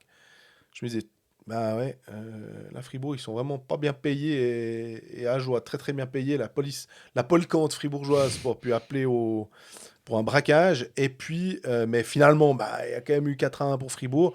Et puis le lendemain, les fameux back-to-back, ils recevaient Davos. Moi, je me disais, tiens, ils avaient ramassé 6-0 un dimanche après-midi. Peut-être que là, ils vont vraiment y croire et se dire, s'il y a un match qu'on doit gagner, on va pas se faire battre une deuxième fois. On va vraiment lutter.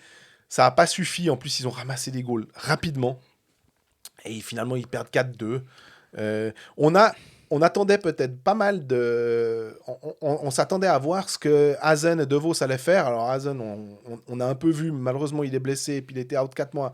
DeVos qui joue en tirant la langue parce qu'il est visiblement blessé au pied et puis il continue quand même à jouer Ironman, à vouloir absolument faire les matchs. Mais on a Eigenman, Frossard qui marque des buts. Frossard qui en marque même plutôt souvent, qui sont des bonnes surprises du côté Ajoulon en ce début de saison. Et c'est un peu le côté positif, c'est qu'il y a quand même 2-3 joueurs suisses qui arrivent à sortir leur épingle du jeu, parce que c'était quand même la question.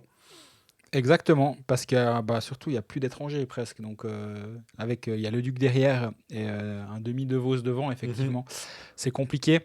Donc on reviendra après sur ce secteur-là. Mais oui, devant c'est vraiment très compliqué. Mais ils font leur match contre Fribourg. Voilà, ils font le dos rond. Tim Wolf a été monstrueux à Fribourg. Je ne sais pas si tu as vu en fin de match. Alors il y avait 3-1. En gros, Fribourg poussait pour se mettre à l'abri. Il y a une passe latérale. Il fait il est vraiment un plongeon désespéré. Quoi. Il se met en grand écart. La mitaine à hauteur, on verra bien. Et puis il fait un arrêt incroyable. Et toute la soirée, il a pas relâché un rebond. C'était vraiment impressionnant. Franchement, Tim Wolf, ce soir-là, il a été énorme. Mais après, oui, le lendemain, on a vu. Davos, ils ont fait le même coup qu'à la maison. À la maison, il y avait 3-0 après 3 minutes. Là, première minute, but annulé pour un hors-jeu. Derrière, ils en mettent quand même 2 après 2 minutes 33. Donc, en gros, ils ont marqué 3 buts en 2-33, mais il y en a un qui a été annulé. Derrière, oui, comme contre Fribourg, Ajoie est revenu à 2-1. Puis tu dis, mais ils sont pas si loin. Ouais. Ils reviennent à 3-2, mais ils sont pas si loin. Mais au bout du compte, il manque quand même un petit quelque chose. Il manque finalement beaucoup. Et là, ils ont été un petit peu moins dominés que contre Fribourg, mais il y a quand même 34 shoots à 22. C'est quand même difficile, mais ils font quand même leur match, je trouve. Et moi, j'en reviens quand même à ce que je disais ces dernières semaines, c'est qu'ils sont pas ridicules. Et il faut leur laisser qu'ils sont vraiment pas ridicules. Mais est-ce que ça va contenter les supporters jurassiens qu'on leur dise vous n'êtes pas ridicules? Est-ce que d'enchaîner des défaites en disant ouais, c'est pas ridicule, tu vois, c'est toujours la même chose. C'est qu'au final, quand même, tu perds. Donc, c'est difficile des fois d'aller à la patinoire quand tu te dis, bon, on espère qu'on sera... On sait qu'on n'est pas ridicule, mais Moi, on on me dit que espère... tous les retours sont positifs en ville. Les joueurs, ils sont comment dire, ils sont réconfortés ou ils sont bien traités par les fans durant cette période. Et Il n'y a pas de raison de mal les traiter, en non, mais l'occurrence. Hein. ils ont beaucoup d'encouragement, plus que de critiques, et tout se passe bien autour des joueurs. Et ça doit leur faire du bien aussi, hein, de se dire ah bon, on nous soutient dans cette période, on est avec nous. Et ouais, moi je pense qu'ils le vivent assez bien finalement en ce moment. Tu parlais avant d'un Demi de Vos et puis de Leduc. On a une nouvelle signature du côté d'Ajoie. Enfin, je serais tenté de dire parce que on attendait ce nouvel étranger. À un moment, c'était la question est-ce que ce serait celui des Ticino Rockets, le Québécois. C'est quoi, Beauchemin, c'est ça? Ouais. Et finalement, ça s'est pas encore fait. Ça parlait de ça, mais est-ce que c'est suffisant? Et là, ils ont signé Maxime Fortier. Alors, je connais pas du tout, hein, j'avoue. J'ai juste vu en croix que c'était en East Coast Hockey League. Et c'est toi qui m'as dit le nom de l'équipe, donc je te laisse te dire, parce que c'est vrai que c'est un des noms assez incroyables. Alors, nos amis profs d'anglais vont pas être contents, mais je vais pas faire l'accent. Il vient des Greenville Swamp Rabbits, les lapins des étangs ou des marécages de Greenville. Et je disais, pour moi, c'est le deuxième meilleur nom d'équipe derrière les Flinflons Bombers. Quand tu me dis ça, j'ai l'impression d'avoir un club qui vient de, je sais pas, de la Gruyère ou un truc. Non, les Flinflons Bombers existent très, très clairement. Et il y a Higgins qui joue à Langenthal, qui vient des Flinflons Bombers dans le Saskatchewan Junior Hockey League. Non, Flinflon, c'est pas dans ce catch. C'est un truc dans une campagne en Suisse romande. Ouais, au centre de Lausanne. Ouais. En plein flon. Quoi. Mais les Swamp Rabbits, du coup, on sait pas trop. Je pense que tu as ses stats à l'ami Maxime Fortier. Ouais, il est de 1997, hein, je crois que c'est... C'est un jeune, ouais. Voilà. Il a fait une saison en Europe, à Bratislava, en Ice HL, Ouais. la saison passée. Et il fait 36 matchs, 18 points à Bratislava. Après, il finit la saison à Manchester en EIHL, 14 matchs, 13 points. Ouais, je sais pas trop quoi dire, honnêtement. C'est un ailier qui peut jouer sur les deux ailes. Mais tu vois, on parlait d'Udacek un temps. Mm-hmm. En tout cas, ça avait été évoqué. On parlait. Le nom est sorti. Il y a eu une connexion dans un article. C'était mis Ajoie Udacek, Ajoie Varonne. Et finalement, on se retrouve avec Maxime Fortier. Il y a quand même un certain degré aussi où, ma foi, faut bien se dire que quand on parle des camps NHL, puis on dit les clubs suisses regardent ce qui va sortir des camps NHL et des gars qui sont sur le marché.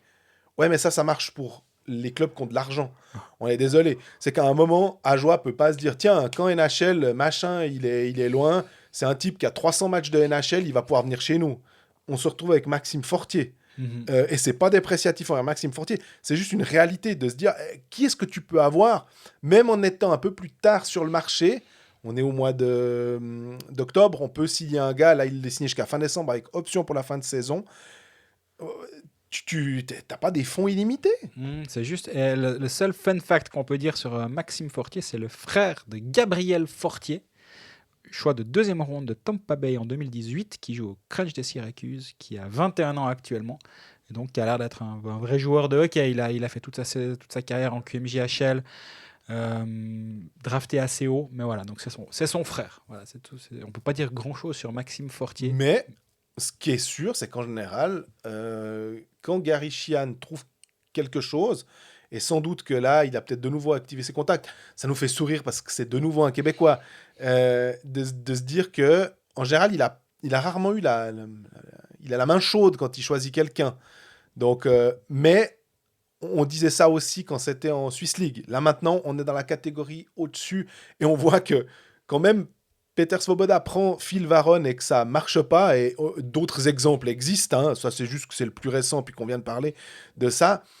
C'est pas simple de trouver quelqu'un qui va matcher ton style de jeu, qui va accepter de rentrer dans une équipe de grosses minutes, de jouer avec des coéquipiers. Enfin, vraiment, ça va être chaud. On souhaite tout le meilleur à Maxime Fortier, mais Qui était coéquipier de Nico Ischier à Halifax en QMJHL et qui a fait une meilleure saison que lui lors de la saison 2016-2017. Quand Nico Ischier fait 57 matchs, 86 points, il fait 87 points en une dizaine de matchs de plus, mais c'était... parce que Nico Ischier était parti avec la Suisse au championnat du monde. C'est pour ça. Exactement. Et Fortier, c'est vrai que maintenant, je me souviens, maintenant que tu me dis ça avec Halifax, et c'est bien possible que soit il était sur le power play, soit il était sur la ligne avec. Et c'est pour ça qu'il a marqué passablement de points d'ailleurs. C'est pour ça que Nico Ischier a marqué passablement de points. Parce qu'il était avec tu dis dans quel sens, toi? Bah, donc Nico Ischier a quand même fait un match à 6 points en QMJHL, ce qui est pas. Peut-être qu'il c'était sur 6 passes de Maxime Fortier. Ou C'était pas 6 5. goals, mais ouais. Mais en tout cas, toujours est-il que c'est assez drôle. Tu parlais de fun fact, puis tu en avais un. Finalement, non, tu en avais 2. J'en ai déjà 2, tu te rends compte? On compte, si tu me laisses encore 5 minutes sur sa fiche Elite Prospect, je t'en retrouve un troisième. Je sais pas si on a le temps. Non, on n'a pas le temps. Mais qu'est-ce qu'on peut dire d'autre sur Ajoie, la suite du programme des Ajoueurs? Là, on parlait des fois de matchs, on disait Genève avec le calendrier où c'est pas simple, ou bien qu'ils auraient dû faire des points contre certains. Là, pour le coup, le prochain match, c'est contre Langnau. Ils vont à Langnau vendredi et reçoivent Fribourg le lendemain samedi, avant une semaine off, entre guillemets. On a tendance à dire que ce serait peut-être le bon moment pour aller en gagner une, mais aller gagner à Langnau, c'est pas que c'est pas facile d'aller gagner à Lille-Fils, mais Langnau vient de perdre contre Bienne. Du coup, eux, ils s'attendent aussi à se dire que c'est un adversaire qui est plus jouable. Donc, avec un bon quatuor d'étrangers, du côté de Langnau, ouais, de toute façon, il n'y a pas de miracle. Hein. Les 12 matchs qui vont, même quand ils reçoivent Langnau, qu'ils reçoivent Rapperswil ou même Ambry, de toute façon, ça sera compliqué. De toute façon, il y a déjà pas de match facile pour Zug ou Zurich, donc on peut dire qu'il n'y a pas vraiment de match facile pour Ajoie non plus, disons. Mais oui, ils sont jamais tellement loin de pouvoir faire quelque chose qu'un match à Langnau, c'est pas complètement impossible d'en arracher une. Mais bah voilà, pour l'instant, Ajoie est encore au contact de la fin du peloton avec 9 points, mais maintenant Langnau est à 12. Si tu perds à Langnau monte à 15, le gap devient un peu plus grand avec la 10e place. Parce que peu importe ce que fait Berne, maintenant il y aurait 5 points d'écart avec la 10e place, qui est la dernière place qualificative pour les pré-playoffs. Ce qui est je ne sais pas si c'était l'objectif, Gary nous a pas dit que c'était l'objectif, Non. mais que c'est le rêve d'Ajoie de se dire si on arrive à gratter des points jusqu'à arriver à la 10e place, c'est extraordinaire. Si tu commences à avoir un écart de 4, 5, 6 points qui commence à se créer avec cette 10e place, ils les revoient plus. Tant qu'ils sont en contact, et s'ils gagnent à Langnau, ils remontent à 12 et ils reviennent à la hauteur de Langnau. Donc, c'est un petit peu les derniers soubresauts. Et s'ils font le job là-bas et qu'ils gagnent, ben, le lendemain, tu accueilles Fribourg. En ayant déjà réussi ton week-end, à la maison, tu sais jamais comment ça peut se passer.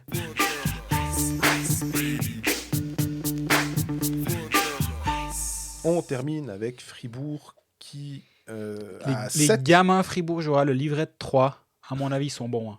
Là, combien font 7 x 3, 6 x 3 ils sont hyper bons, les gamins fribourgeois, sur le livret. Là. Parce que, effectivement, en championnat, c'est 7 victoires de rang. Et si on met encore les matchs. En 60 minutes de rang. Oui, juste.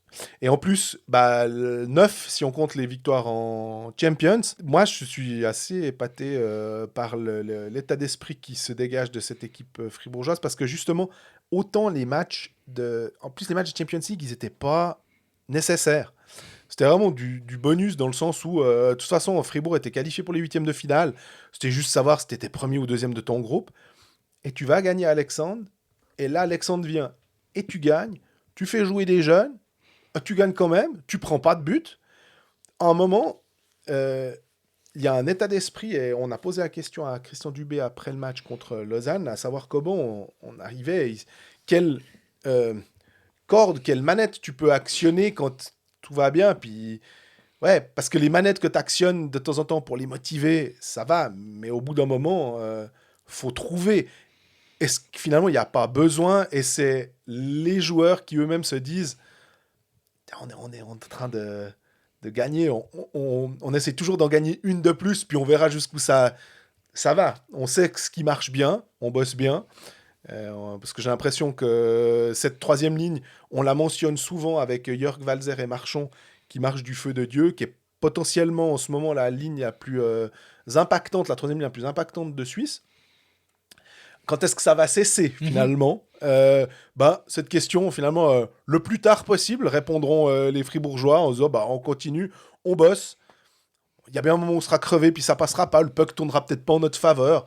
Parce que Christian Dubé le reconnaissait aussi en disant qu'ils font sans doute plein de petites choses justes, mais il y a une petite part de chance aussi.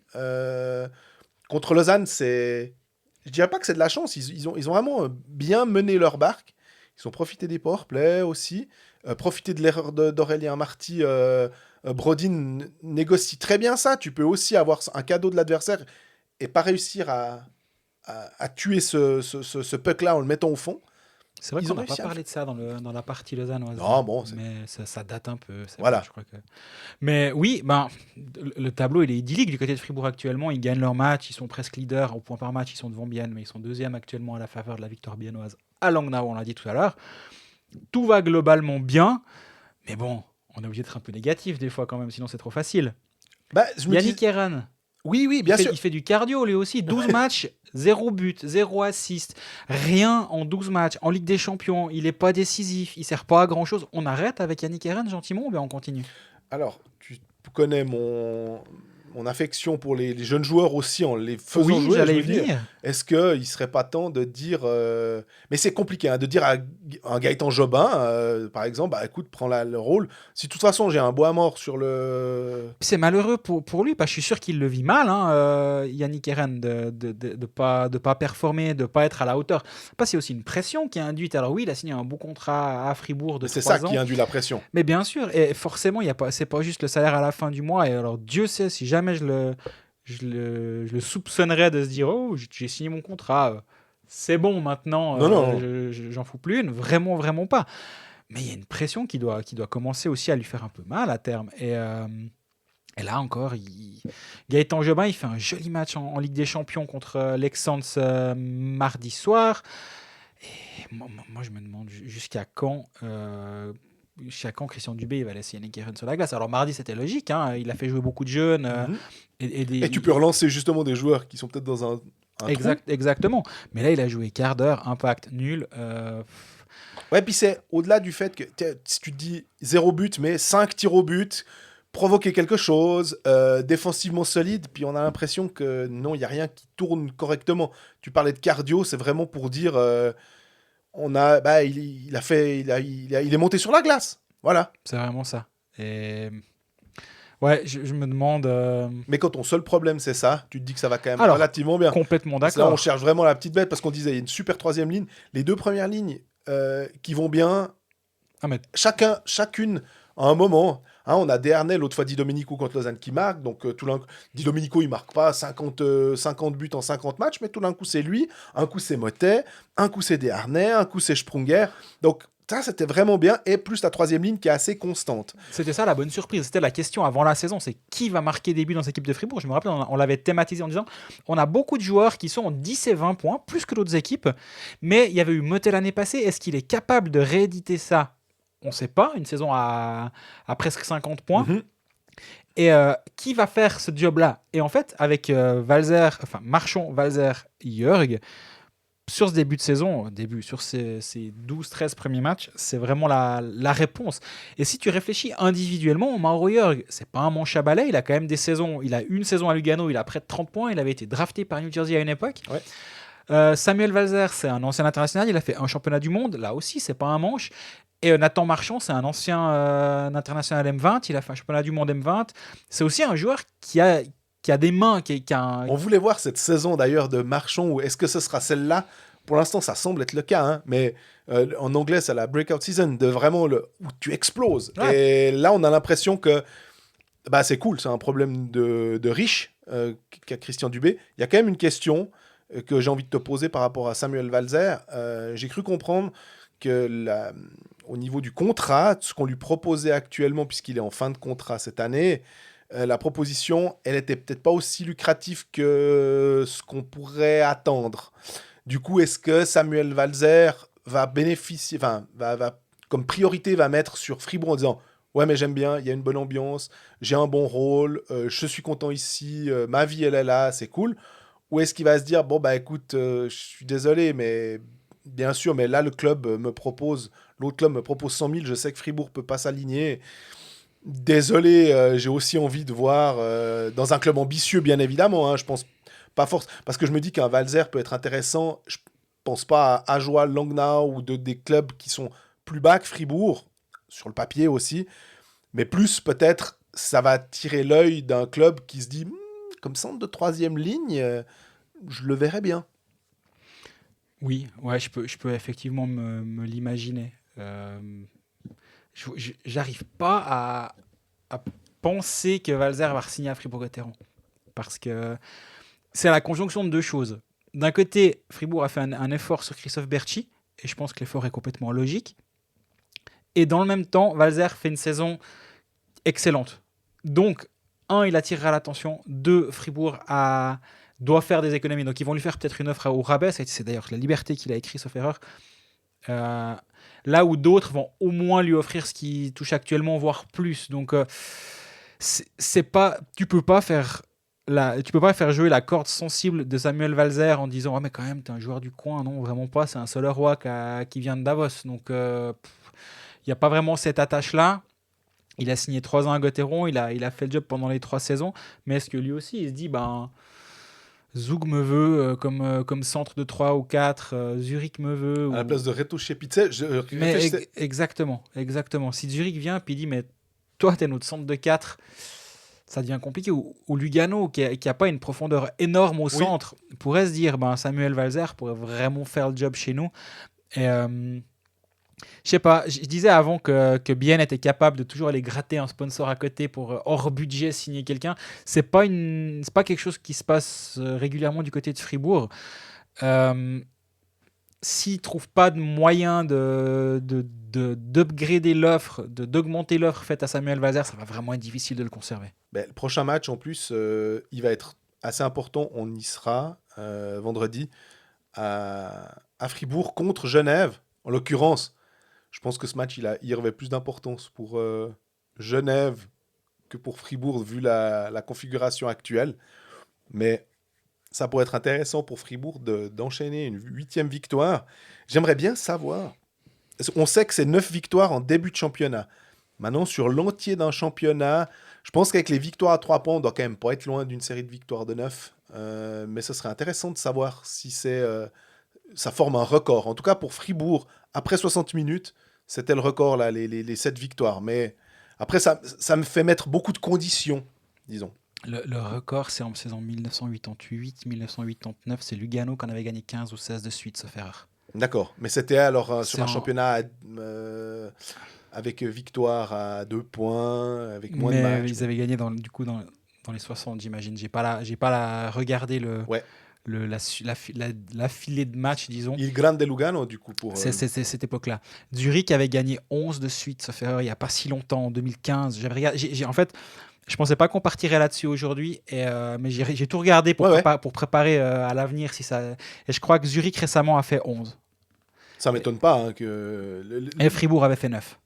Ok. Je crois que c'est le record de Fribourg. Mais... Du coup, c'est intéressant, tu as cette petite possibilité à aller chercher. On parlait de petits trucs à activer. Il n'y a plus grand-chose. Hein. Qu'est-ce que tu veux leur dire aux gars de toute façon, jouer comme le match d'avant, enfin, comme les 9 matchs d'avant, puisqu'on les a gagnés les 9. Christian Dubé disait qu'il avait tapé il avait tapé du poing sur la table après la défaite contre Lausanne 5-2, et que les joueurs ont répondu de fort belle manière. Et du coup, on verra comment il arrive à les cornaquer, à faire en sorte qu'ils aillent encore aller en chercher une de plus. Ah, ça va être intéressant de suivre, effectivement. Et justement, contre Genève, qui doit aussi gagner des points. Ce match, d'ailleurs, on sera présents les deux, pas par hasard, parce que il va se passer quelque chose ce soir-là.